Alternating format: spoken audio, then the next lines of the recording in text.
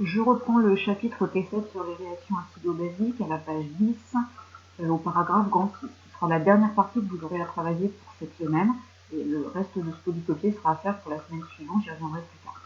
Vous devez connaître la définition d'une solution tampon, c'est une notion sur laquelle vous avez déjà travaillé au lycée. C'est une solution dont le pH varie peu par ajout modéré d'un acide ou d'une base ou dilution. J'insiste ici sur l'adjectif modéré, il est évident que si dans 100 ml d'une solution vous ajoutez plusieurs litres d'un acide ou d'une base, la solution, qu'elle soit tampon ou non, va avoir son pH varié. Donc il faut ajouter de petites quantités. Vous avez quelques exemples en dessous qui ne sont pas à connaître, mais dans les milieux naturels ou physiologiques, il y a des solutions tampons. Le sang, par exemple, est tamponné grâce au couple ici H2CO3 et HCO3-. C'est en fait le dioxyde de carbone qui est dissous dans le sang, qui permet de réguler le pH. Pareil pour le pH de l'eau de mer qui doit être tamponné autour de 8,2. Vous n'avez pas à connaître ces exemples, ils sont juste là pour illustrer le propos. Sur la page suivante, je vous propose de travailler sur deux exemples afin de déterminer si une solution peut constituer une solution tampon ou pas. Je m'intéresse au cas de dosage. Vous avez travaillé sur la notion de dosage au lycée, et d'ailleurs dans les pages suivantes qu'on travaillera la semaine prochaine, je vous réexpliquerai plus précisément ce dont il s'agit. Vous vous rappelez qu'un dosage permet de déterminer la concentration d'une espèce en solution en réalisant une réaction entre un titré, celui dont on cherche la concentration, et le titrant.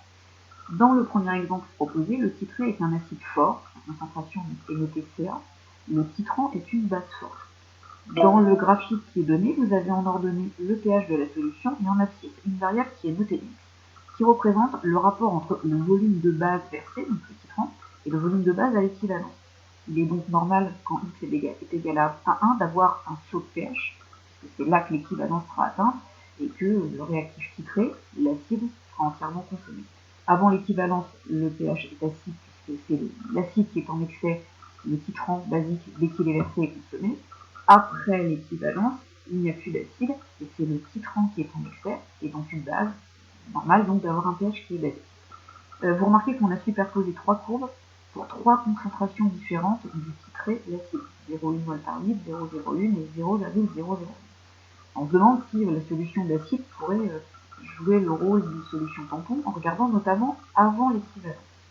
Si j'isole une des courbes, par exemple la courbe rouge, on constate qu'avant l'équivalence, même quand on ajoute un petit peu de base, le pH varie assez peu. Cette solution pourrait donc constituer une solution tampon.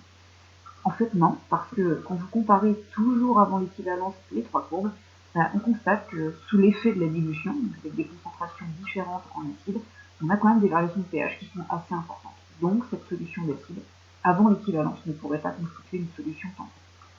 Deuxième exemple, on s'intéresse toujours à un dosage, mais cette fois-ci d'un acide faible, toujours de concentration notée Ca par une base forte. Et on a également dans l'encart ici en bas à droite, trois concentrations différentes pour l'acide. L'allure des courbes est toujours la même que celle précédente, je n'y reviens pas. Je m'intéresse toujours à la partie de la courbe avant l'équivalence.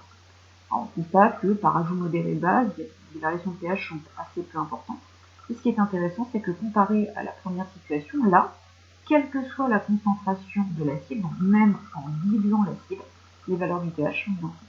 Donc vous avez bien à l'équivalence, notamment à la demi-équivalence, quand X est égal à 0,5, c'est-à-dire lorsque le volume de base versé est égal à la moitié du volume à verser pour atteindre l'équivalence, on constate que le pH varie peu, à la fois en faisant un ajout modéré de base et par dilution.